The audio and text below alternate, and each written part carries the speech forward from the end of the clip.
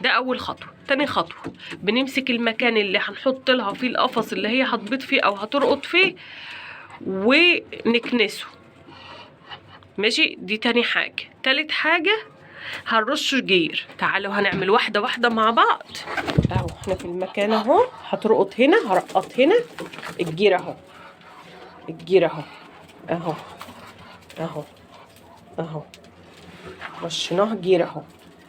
في حاجه اسمها لعنه الفراعنه كده رش، انا يعني اللي متابعني هيعرف ان انا شغاله بيه، بس والله هو خلص. بكره هجيب وهبقى رش برضه.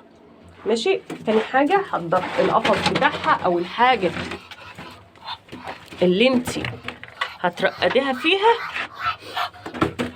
واهي ادي اللي احنا هنرقدها فيه، العشه او الحاجه اللي في مش حلوه كده في الشاشه عندنا دي.